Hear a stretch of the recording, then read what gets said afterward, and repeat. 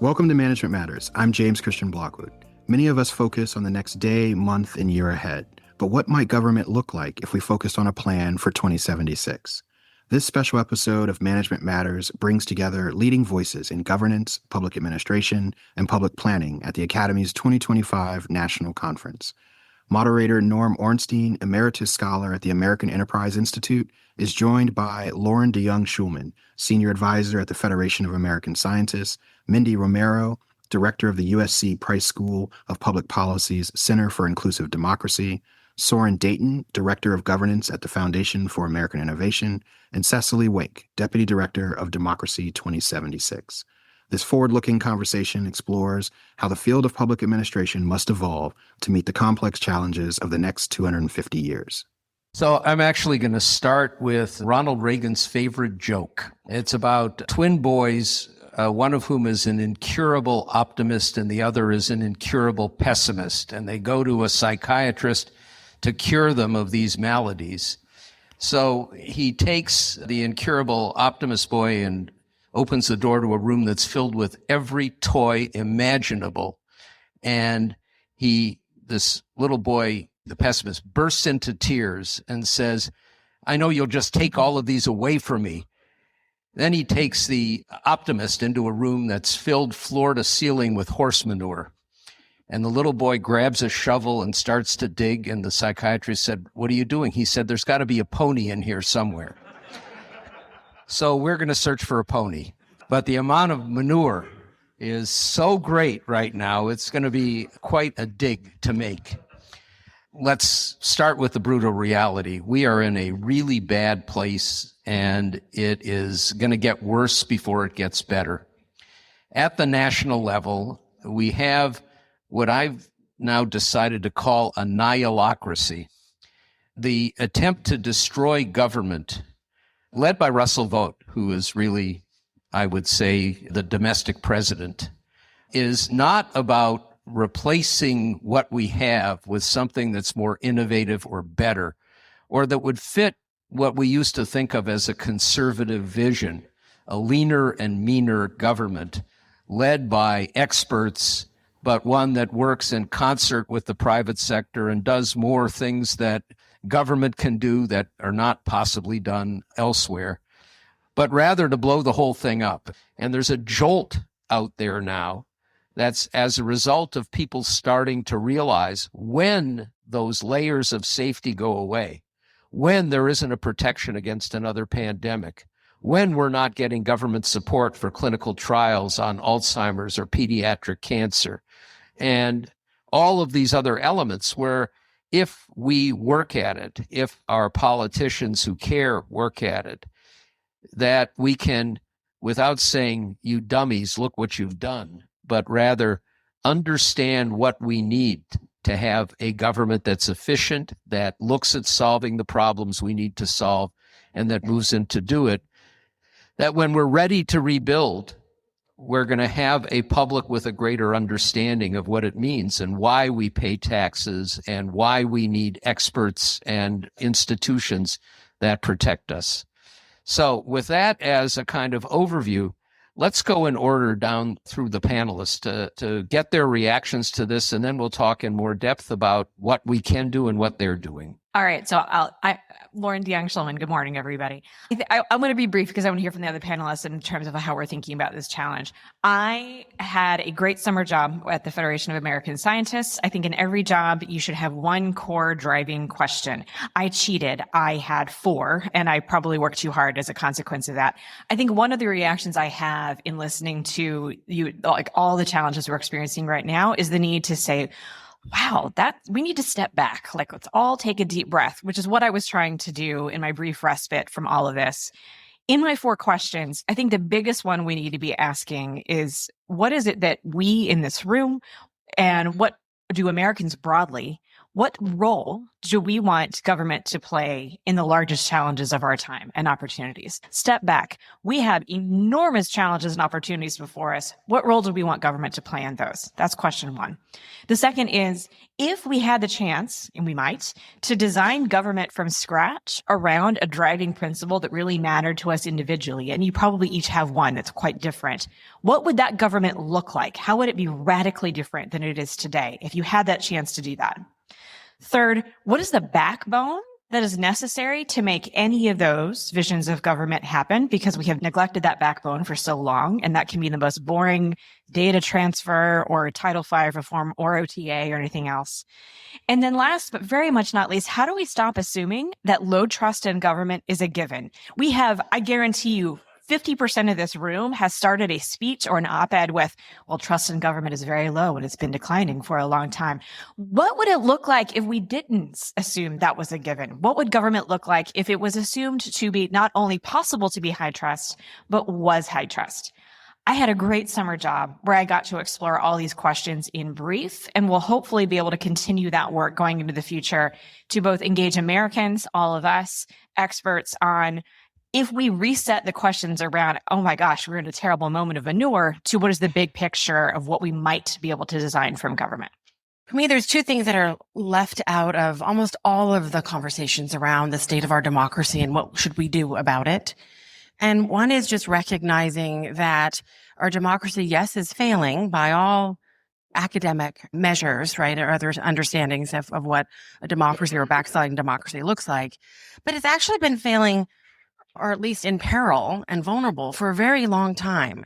And that we're just now maybe starting to wake up or recognize the degree of to which it's been failing for a long time. So I'm referring to the fact that Americans have not felt very connected. They felt very actually disconnected, disillusioned for decades. And of course, for large chunks of our society have been marginalized historically and actually left out of the democratic process. But period.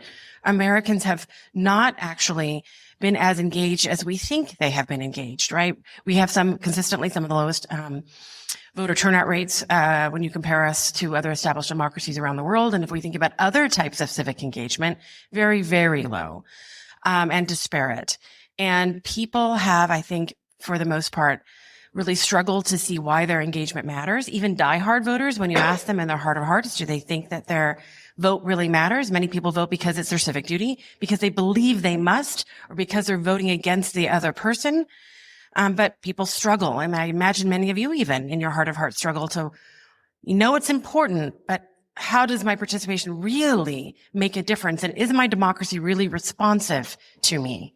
Is it really representative of the people?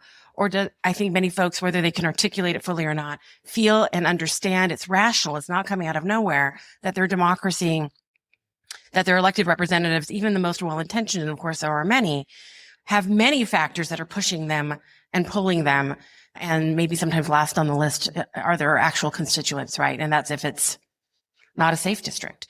So Americans have been feeling this way. We have been vulnerable for a long time.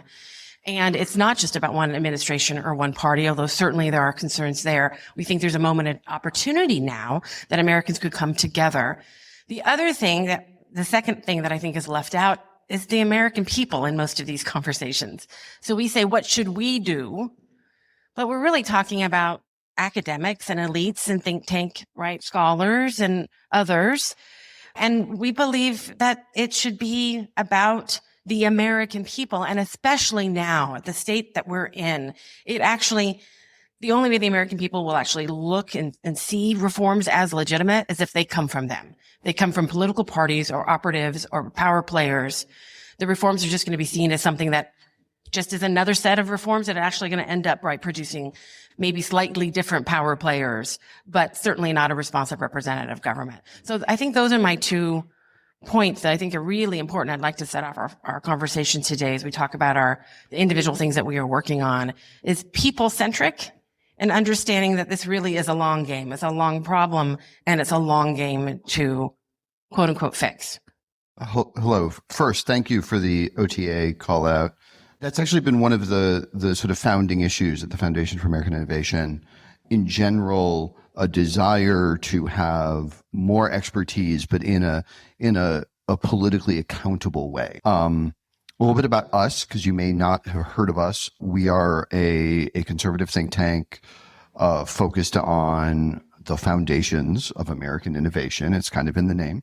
And one of those is science and expertise. One of the things we are really focused on right now is trying to provide a more constructive conservative vision for effective government. And that includes, I think, an ethos.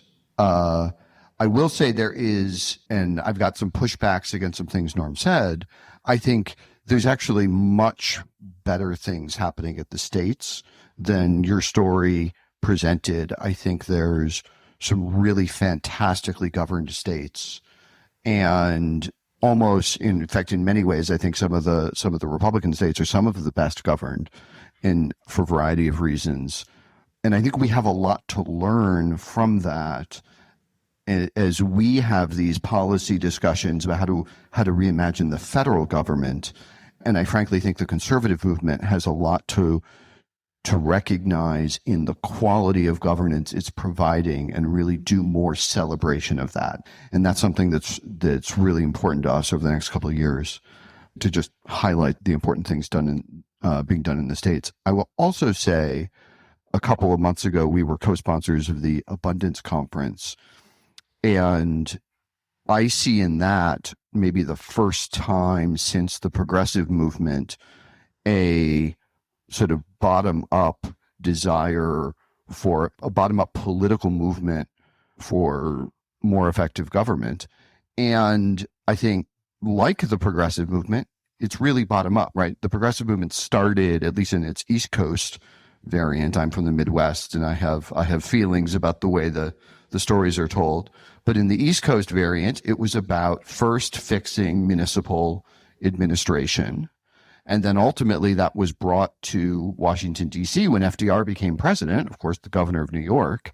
And in fact, the Brookings Institution is sort of a knockoff of a New York City think tank, right? A New York City municipal think tank. And it would not surprise me if in the building of political movements and the push for effectiveness at the state level, mostly in red states, and frankly, in blue states, it's substantially at the municipal level, that turns into the political force and the learnings that help us reform.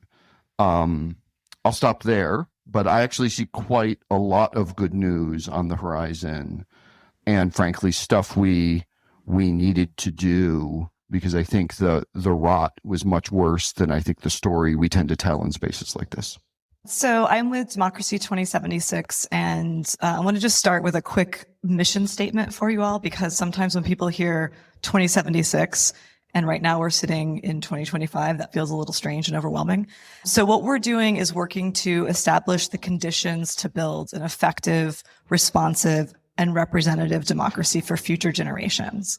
So when we think about the time frame that we're organizing our work around, that is a very long time frame. So we're really looking at what do we do between now and 2076, not what are we going to achieve by the end of this year. And that work requires foresight and imagination far beyond the needs of today. So really the questions that we're asking are, what will future generations face? In 2076, we expect that most of the East Coast will be underwater. Are we thinking about governance in the context of that need?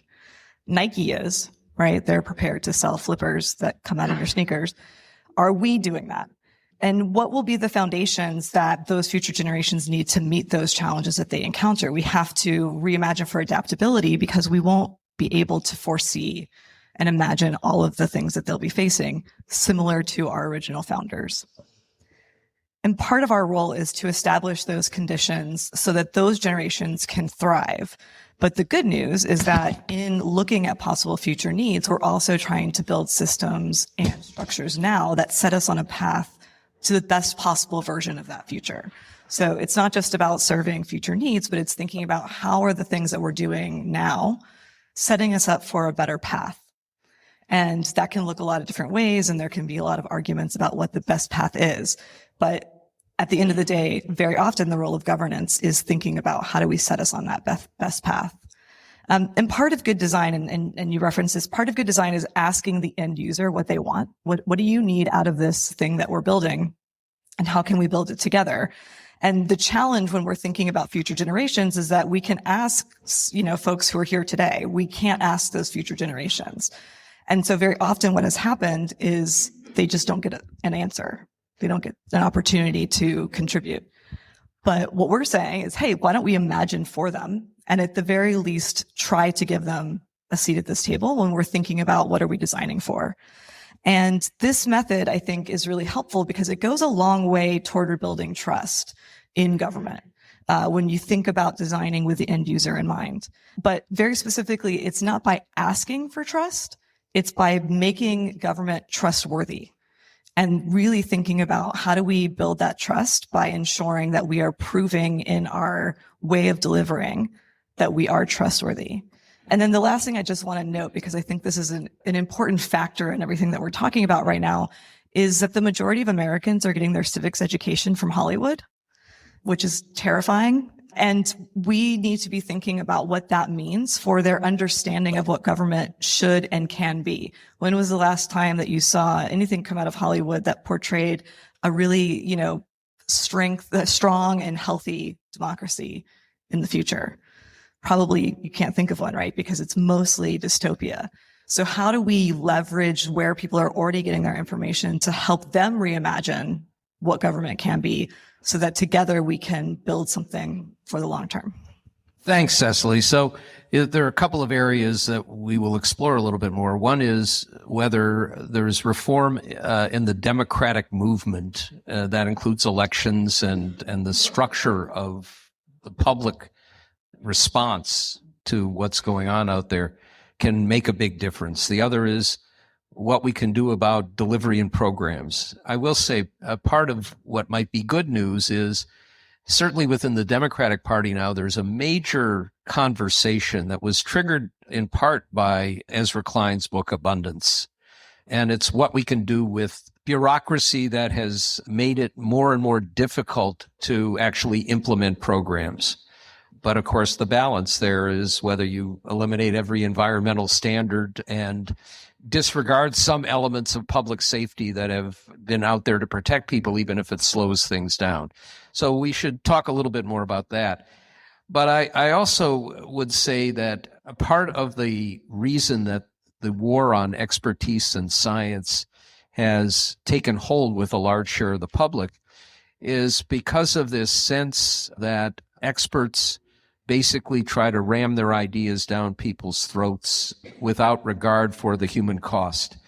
And here I would say that COVID, which has had a profound effect on governance around the world, which has helped to create the rise of far right-wing movements, among other things, this idea that we're closing the schools, that's what the science says, without taking into account what disruption that was going to cause in people's lives. Or taking account of what the science said. Yeah, we're not going to get into that debate today, but we need to talk a little bit more about what scientists and experts can do. I'm going to start with you, Loren, since you represent scientists. Talk a little bit about what FAS is doing in this regard and respond to some of these questions. I should first qualify that I am not a scientist in any stretch. But this gets back to the point that I was making earlier about what role do Americans want government to play in the greatest challenges of our time. So I think that I'll say a few things in terms of what FAS is doing and how I think we can continue to do better in that so much of our delivery systems in the federal government are one way and non-iterative, not curious, and very ambitious all at the same time. And that speed, the desire to do things quickly while still doing things very slowly, desire to do things quickly has meant a reliance on experts without an inclusive approach that has meant that people are rejecting science, as you were talking about before. You see this quite a bit there's been, I don't know how many reports over the last several months around the delivery of the Bill IRA legislation, CHIP science, and others, where trillions of dollars were meant to flow around the economy in different ways. Different investments were meant to be made in clean energy and elsewhere. And enormous amounts of progress were made in some spaces, but it was all done from a very bureaucratic perspective of moving money rather than including the public in outcomes. And so some of the points that Mindy and Cecily were making earlier around the nature of democracy really spoke to me in terms of how we need to have science and expertise not be something that is being preached from on high, but is an iterative conversation. These are some of the things that we're trying to bring to the table in terms of bringing government capacity conversations into science. So rather than just saying, here's the scientific expertise, hand it to the government experts, send dollars out the door, have it be more of an iterative conversation around here's the outcomes that we're trying to achieve. Let's pilot, let's experiment, let's be iterative, let's adjust our government's investment systems, our government design systems, our policymaking, our programming, such that it is more inclusive of perspectives on an ongoing basis, such that it allows for pilots and experimentation to see what works, and such that it brings in the perspectives of, should we close schools for 3 years or 2 years without thinking about the consequences thereof. All of those require a mindset shift, but they also require a lot of changes in just the basic structures of government, the kinds of talent that you bring in. Those of you who are civil servants probably recall that there's not a lot that is done to encourage you to reach out to the communities that you're supposed to be working with. In fact, there's a lot that is trying to discourage you from that. Many laws, many practices, many norms. We need a reset in terms of the sorts of people that are brought into those roles and the sort of restrictions that are put on them.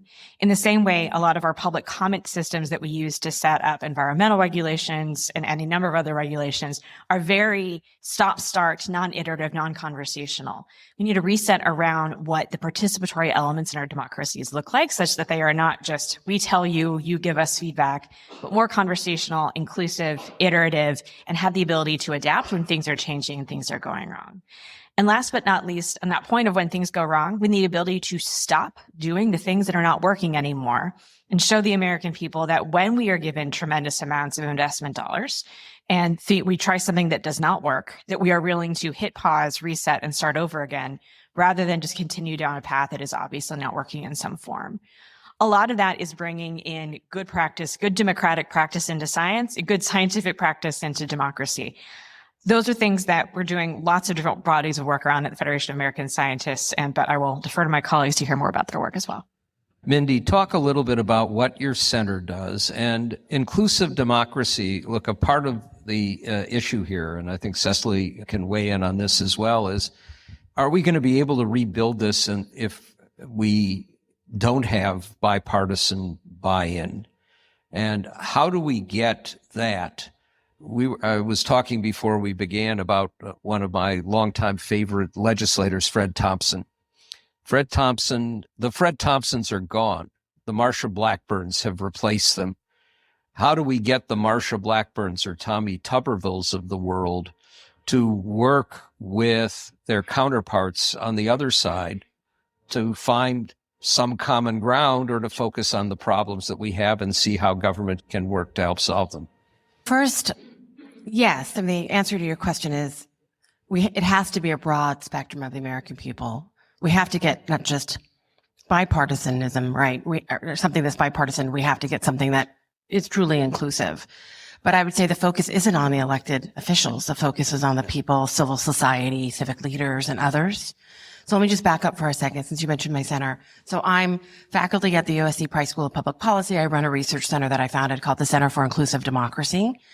But I'm here today to talk about By the People, for the People initiative. That's what we're working on to reimagine U.S. democracy and ultimately government. So I've co-founded that initiative with a colleague by the name of Scott Warren at SNF Agora Institute at Johns Hopkins. And we are developing this initiative. And we'll be able to tell you all about it today in detail. But the nutshell is that it's a national, nonpartisan, very bold initiative to reimagine our democracy, but not just to reimagine it for reimagining's sake, to achieve a truly responsive and representative democracy, one that we haven't had, actually. And the idea is that we're going to, through that process and through the end result, restore or for the first time build trust, broad trust in our government and engagement and accountability in our government and from our government and engagement in it. So it's a 5-year initiative.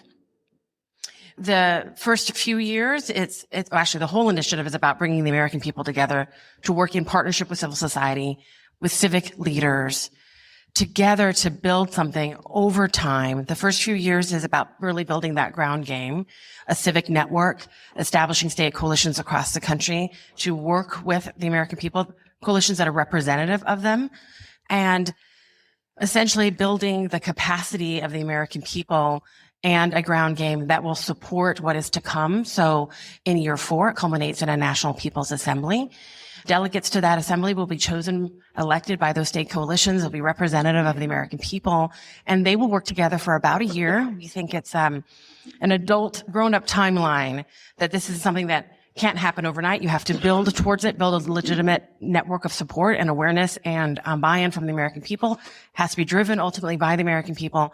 And then as these delegates do their work, their charge, they make the decisions. And so ultimately they produce a democracy roadmap, significant reforms, but they decide what those reforms are. They are charged with that responsibility from their fellow Americans. We do not start with an agenda. We think that's vitally important. And when they produce that democracy roadmap through lots of communication with their fellow Americans, there will be that ground game, that network there to work through, to discuss, to eventually work for adoption and implementation.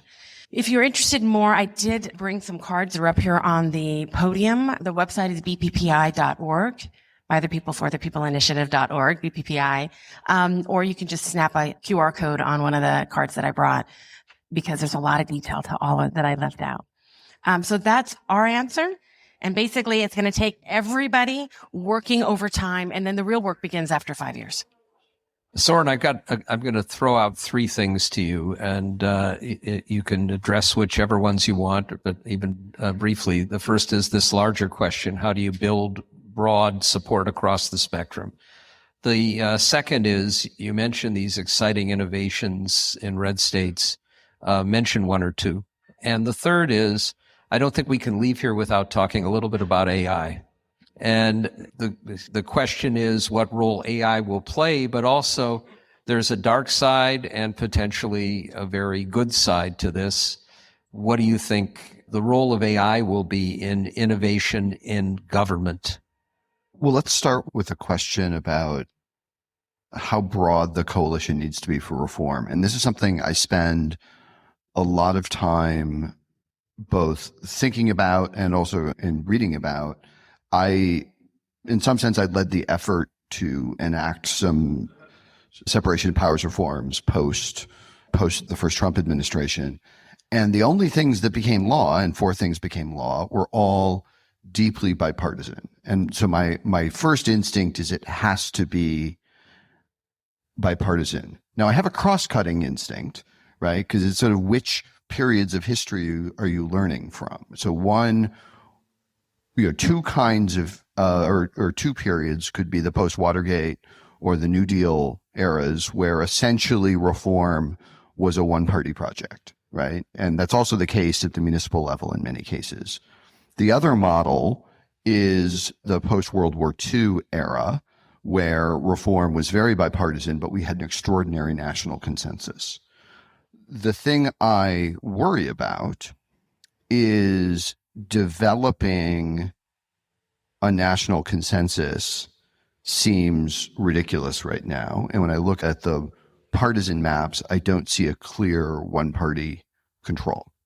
So I think, and there's a couple options there. One is to have bipartisan imagination that ends up being least common denominator, and that's sort of where we ended up for the separation of powers reforms. For example, we couldn't achieve reform of the national emergency system because the Biden administration objected to that because they wanted to protect their student loan program that was struck down by the Supreme Court, and that they didn't even think was legal. They just wanted the issue. And so I think we need to take seriously the status quo forces, which will often come from the administration at both the political level and at the bureaucratic level. So that's not an answer, but that's just to say that there's a lot of a lot of questions about how to do that. And I don't think we have the data yet. But that's also why I think it's helpful to start, as I said, from the bottom up, because, we can have great examples about, and this is maybe jumping to the AI point, the first jurisdiction that used AI to review their regulatory code for duplication was actually Ohio in 2019. San Francisco got a lot of credit when they were done. It was done recently with a Stanford professor. But there's a story from earlier that now Senator Husted led when he was lieutenant governor. And we've had some really extraordinary work at basic customer service reforms. The incredible improvement of the operations of DMVs in our lifetime at the state level. I live in Maryland. It's wonderful. I used to live in Virginia. It was also wonderful. And we've seen really incredible streamlining of the permitting process that's making it easier to build in a whole bunch of states. I mentioned the Abundance Conference. We had Spencer Cox, the governor of Utah, speak, and he laid out a whole bunch of ways in which they are trying to respond to really extraordinary growth and needs for energy and things like that. On AI, I think there's a couple of questions here. If you're in an effective private sector company right now, one of the things people talk about is creating an information infrastructure inside the entity so that you can work on business process and integrate it with things like AI and things like that. And one of the things I've been really struck by, and I think we should take a lesson from the Doge people, is the desire to integrate data sets usefully. And, there's all sorts of ways this is really important. And this can be service delivery. We have essentially turned states into Medicaid programs, right? So Pennsylvania, 40% of their state budget is actually Medicaid right now. And CMS, which is probably the best run federal government IT program, does provide capacity building to states, but like food stamps, that program has none of that IT capacity. And we could do so much by integrating IT across USDA and unemployment and CMS programs, because we're essentially running carbon copies of the same programs across these agencies. And if you integrate some of that data in a smart way and protect people's civil liberties and things like that, you have opportunities to do work with AI. I worry right now that we're essentially, if all AI is, and I use AI all the time for this, is helping people write better, that's great. But I think until we do the hard work of data integration, both at the federal level and at the federal state, we're not going to be able to harness the benefits. So, Cecily, talking about finding broad bipartisan support is very much in your wheelhouse. But I want to broaden this as well, even as we look 50 years down the road. And remember, this next year is the 250th anniversary of the Declaration and really the revolution. We have a crisis in legitimacy. It's partly if you insist that elections have been rigged, you're going to have a large group of people who think that the people in charge are illegitimate. It's partly something else. The innovation in the country, the driving forces of our GDP are in major metropolitan areas. People are flocking to those. And we are almost at a point where 70% of Americans will live in just 15 of our 50 states. Translate that politically, it means that we're more likely than not, if we continue to have elections, to have ones where the winner of the popular vote loses the presidency. And we're going to have 30% of Americans electing 70 senators. And they're not broadly representative of the innovation or the diversity in the country. And the House, of course, which was supposed to be responsive to the public, is not responsive at all, because if you're fortunate, you can find 30 out of 435 seats that are in any way competitive across party lines. How do we build legitimacy, and what do we do to find that broader consensus? That's all I need That's to know. all. So, In 3 minutes. well, I want to start with the term bipartisan and encourage us to think, yes, bipartisan, but more importantly, cross-partisan, I think. So to me, what the difference there is, bipartisan implies there are two sides, and most people fit neatly in one or the other. I think the reality is that most people are actually somewhere in between, and they're in different places on different issues. So when we look at polling, we can see that most Americans agree on lots of different issues. They just happen to be issues that sit in different camps.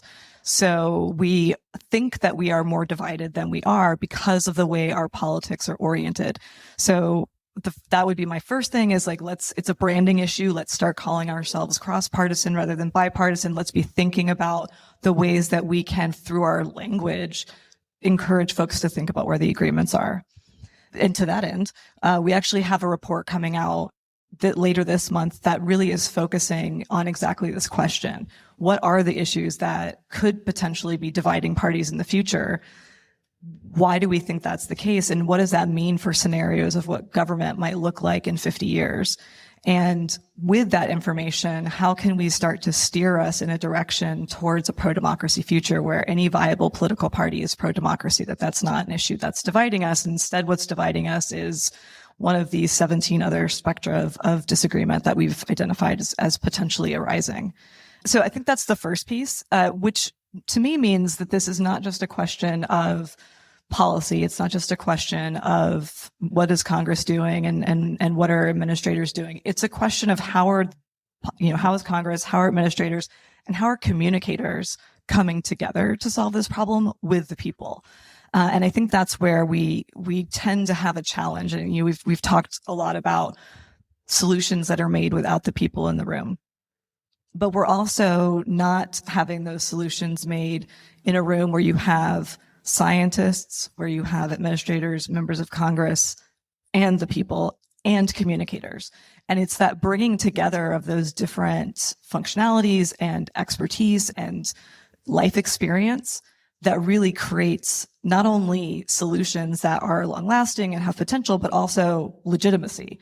Because then you are able to highlight not just one of those perspectives, which any given American puts more value in one than another, but this whole spectrum of perspectives. So I think that that's a really important element of it. I did just want to very quickly on AI, if I may, just to very quickly say, I think it's so critical that we think about AI. I think it's also really critical that we think about what's beyond AI. So when we were thinking about the next 250 years, we already have AI. That's already here. What is the next major disruptor potentially going to look like? And obviously we don't know what that, I'm sure someone has some ideas. We don't know what that is, but we can prepare for it. We can be thinking about it. So when we think about planning ahead, it's about understanding what might come, but also what do we do if we don't know what's coming? And how do we establish these plans? Thinking about the pandemic, how do we establish plans in advance, but also communicate them? Right? So if we need to shut down schools because that might be the best thing for public health, if we in advance of a pandemic, because, hey, by the way, we know a pandemic is going to come again. We know climate change impacts are going to come. If we are able in advance to communicate what that might look like, to crowdsource what that might look like, we're going to have more legitimacy when we're implementing these factors into people's lives. So I can't solve the legitimacy question for you, unfortunately, but I do think it's part of the process, right? It's that we're baking that kind of trustworthiness and trust building into the process of governance. Management Matters is a presentation of the National Academy of Public Administration, produced by Lizzie Alwan and Matt Hampton, and edited by Matt Hampton.